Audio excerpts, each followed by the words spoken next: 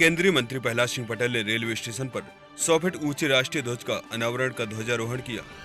केंद्रीय मंत्री ने बताया कि देश के महामहिम राष्ट्रपति रामनाथ कोविंद ने 7 मार्च को संग्रामपुर आएंगे। 30 करोड़ की लागत में संरक्षण संवर्धन के कार्यों का करेंगे भूमि पूजन। पश्चिम मध्य रेल द्वारा आयोजित नवनिर्मित 100 फीट ऊंचे राष्ट्रीय ध्वज के ध्वजारोहण एवं उद्घाटन समारोह संपन्न 7 फरवरी 2021 से आंदोलन है। आने वाली पीढ़ी के लिए हमारी जिम्मेदारी का बढ़ता हुआ कदम है। जिस प्रकार से हमने देश के लिए बलिदान होने वाले लोगों को नजरअंदाज करने की गलती की है, वह सुधारने की जरूरत है। यह वर्ष महत्वपूर्ण वर्ष है और शताब्दी वर्ष भी है।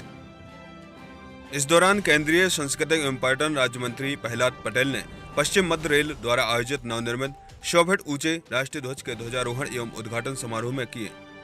केंद्रीय राज्य मंत्री पटेल ने कहा, 1842 से 1942 के स्वतंत्रता आंदोलन का टाइम तय हुआ है। उसमें किसी का नाम होगा तो दमोह की धरती का होगा। उन्होंने संबोधित करते हुए कहा कि एक भारत श्रेष्ठ भारत की बात कही गई है। मध्य प्रदेश का पेयर स्टेट मणिपुर और नागालैंड है। उन्होंने साहित्यकार एवं कलाकार, पत्रकार, लोक कला से जुड़े लोगों के सांस्कृतिक आदान प्रदान में साझेदारी करने की बात कही। इस दौरान उन्होंने कहा, राष्ट्र और राष्ट्रीय भक्ति कार्यक्रम में रेल मंत्रालय एवं रेल मंत्री का हृदय से आभार व्यक्त करते हुए उन्होंने कहा, दमोह को चुना। दमोह 1842 की क्रांति का उद्गम स्थान है। इस पवित्र भूमि को यह स्थान मिला है जिससे हम सभी दमोहवासी गौरवान्वित महसूस करते हैं। केंद्रीय राज्य मंत्री पटेल ने कहा, देश के महामहिम राष्ट्रपति रामनाथ कोविंद 7 मार्च को रानी दुर्गावती की पहली राजधानी शिकोरगढ़ में होने वाले उत्थान कार्यक्रम में संरक्षण संवर्धन के लिए 30 करोड़ की लागत से होने वाले कार्यों का भूमि पूजन करेंगे। केंद्रीय मंत्री ने यह भी कहा कि आला की पत्नी के नाम से दमोह की विरासत बेलाताल में 10 करोड़ से कार्य का भूमि पूजन महामहिम करेंगे। गांधी जी और लोहिया जी की ताम्र प्रतिमाएं जो एक साथ स्थापित की जा रही हैं, इसके साथ आर्कियोलॉजिकल के जोन ऑफिस जबलपुर का लोकार्पण महामहिम करेंगे। केंद्रीय राज्य मंत्री पटेल ने जनजातीय वर्ग के बीच में महामहिम की उपस्थिति, दमोह के यश गौरवगान का अभिनंदन करते हुए उनके प्रति अपना आभार व्यक्त किया। साथ ही इन कार्यों के लिए पेट्रोलियम मंत्रालय ने 26 करोड़ की राशि स्वीकृत की है। शेष राशि सांस्कृतिक मंत्रालय देगी। इसके लिए पेट्रोलियम मंत्री का हृदय से उन्होंने धन्यवाद ज्ञापित किया। IN7 न्यूज के लिए दमोह से अजीत सिंह राजपूत की रिपोर्ट। उसमें महामहिम का दमोह प्रवास, मोटी बातें तो मैंने कही दी है और मैं पेट्रोलियम मंत्री जी का हृदय से आभार व्यक्त करता हूँ कि उन्होंने 26 करोड़ रुपया, उसमें 6 करोड़ कंजर्वेशन के लिए होंगे और 20 करोड़ वहाँ की जन सुविधाओं को दुरुस्त करने के लिए होंगे और वो स्टेटमेंट आपको भी मिल जाएगा बैकअप। तो उसके लिए मैं उनको धन्यवाद करता हूँ। आज के कार्यक्रम के लिए मैं रेल मंत्री जी का और रेल मंत्रालय का इस कार्यक्रम में जुटे हुए लोगों के लिए, सबके लिए हृदय से आभार व्यक्त करता हूँ कि आपने दमोह को चुना और दमोह उस तिरंगे के सम्मान को बचाए रखने के लिए अपने ऐतिहासिक तथ्यों के साथ आपके साथ खड़ा है। तीसरी बात मुझे ये कहनी है कि अभी बजट आया है। इस बजट ने कोरोना के भीषण संकट के बीच में जिस प्रकार से आने वाला रोड मैप तय किया है, वो आने वाले समय में $5 ट्रिलियन इकोनॉमी की तरफ भारत बढ़ेगा, ऐसा मेरा विश्वास है।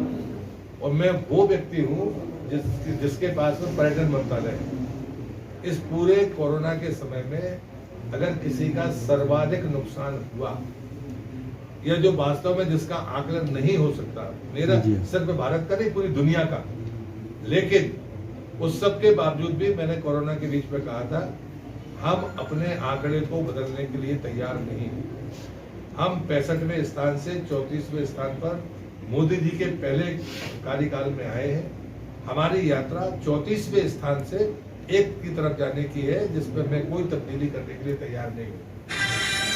2020 शून्य वर्ष है पूरी दुनिया के लिए, लेकिन भारत एक सौभाग्यशाली देश है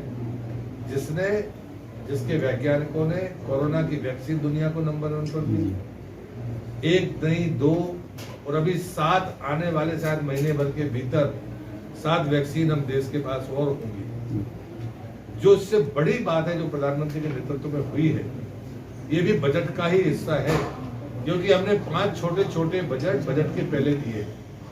जब मजदूरों का पलायन चल रहा था उस समय जो 5 लाख करोड़ रुपया प्रधानमंत्री जी ने वितरण के लिए दिए, अनाज वितरण के लिए दिए जन कल्याण स्कीम के तहत, उसके बाद में जो परिस्थिति पलायन के बाद बनी उसके लिए दिए, उन सब बातों को मैनेज करते हुए फिर कोरोना का संकट आया, उसके लिए वैक्सीन और वैक्सीनेशन, उसके लिए जो 35,000 करोड़ दिए हैं। एक बात मैं आंकड़े के रूप में कहना चाहता हूं कि कृषि के क्षेत्र में लगभग 16 लाख करोड़ रुपए दिए गए। ये कोई किसानों के लिए खैरात नहीं है, लेकिन किसानों ने जो किया कोरोना के बीच में, एकमात्र क्षेत्र है कृषि का क्षेत्र जिसकी दम पर, जिस भंडारण की दम पर देश को 8 महीने तक मुफ्त में अनाज मिल सका। उन भंडारणों को फिर से भरने का काम किसानों ने किया।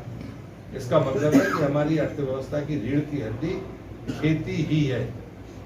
और मजदूरों के पलायन के बीच में जो समन्वय बिठाया है, ये इस बजट का बेहतर प्रारूप है, बेहतर चित्र है। जहां तक सवाल पर्यटन और संस्कृति मंत्रालय का है, आजादी के 75वां वर्ष प्रारंभ होगा, 1 वर्ष तक ये चलेगा। हम इस संघर्ष के बीच से निकलकर हम अपने यश और गौरवगान में कोई कमी करने वाले नहीं है, क्योंकि दुनिया में वैसे भी हमारा गौरवगान हो रहा है। जब हमने 150 से ज्यादा देशों को दवाइयां पहुंचाई थी, तब भी भारत दुनिया में अकेला देश था कि हम जरूरतमंद हैं, हमारी आबादी बड़ी है, जन सुविधाएं कम है, स्वास्थ्य सुविधाएं। उसके बाद हमने 150 देशों को दवाइयां दी। जब वैक्सीन आई, 1 करोड़ से ज्यादा लोग संक्रमित इस देश में हुए, और उसके बाद हम अभी लगातार अपने पड़ोसी देशों को वैक्सीन दे रहे हैं। और आने वाले समय में जो मॉडल बनाया है उसमें पहले तो हमको मुफ्त में दे रहे हैं और बाद में जो जरूरत इनको है वो कमर्शियल हमसे ले रहे हैं। मुझे लगता है इससे बहुत ऊंचाइयां देश की बढ़ी पहुंची है, और इसके लिए प्रधानमंत्री को के प्रति मैं हृदय से आभार व्यक्त करता हूं। हमारे ब्रांड एम्बेसडर तो वही है। हम सैकड़ों करोड़ रुपया खर्च करते थे देश के परसेप्शन को सुधारने के लिए। एक भी गलती को, अगर दमोह के स्टेशन पर भी कोई गड़बड़ हो जाए, कोई दमोह का नाम नहीं लेता, वो देश का नाम लेता है कि हमारे साथ भारत में गड़बड़ हुई। इस प्रतिष्ठा को बचाने का काम प्रधानमंत्री ने किया है। इस बजट के बाद पूरी दुनिया से जो संदेश आया, ऐसा कोई देश नहीं है जिसने आपके बजट को सराहा ना हो। सारे लोग मानते हैं कि दुनिया में भारत ऐसा देश है जिसकी अर्थव्यवस्था स्थिर है और आगे की तरफ बढ़ती हुई अर्थव्यवस्था है। मॉडल पर लोगों की बहस हो सकती है। हमारा मॉडल ये था, जनसंघ के समय भी हम ये बात कहते थे, भारतीय जनता पार्टी के समय भी हम ये बात कहते थे, आज सरकार के समय भी हम उसी मॉडल की सिफारिश करते हैं। लोगों को मतभेद हो सकता है, लेकिन अगर हमको वास्तव में आगे बढ़ना है, आने वाली पीढ़ी को रोजगार देना है, वो भी एक उन्नत जीवन जिए और सामर्थ्य होके जो देश के बाहर जाए, इसके लिए ये मॉडल बिल्कुल सबसे सटीक मॉडल है। और इसलिए मैं मानता हूँ इस बजट का जितना भी अभिनंदन हो वो कम है। मैं अपनी बात को ये कहते हुए यही समाप्त करता हूँ और आप सबको आमंत्रित करता हूँ कि आप अपने प्रश्न भी पूछ सकते हैं और महामहिम के कार्यक्रम में जो भी सुझाव आप देंगे हम तैयार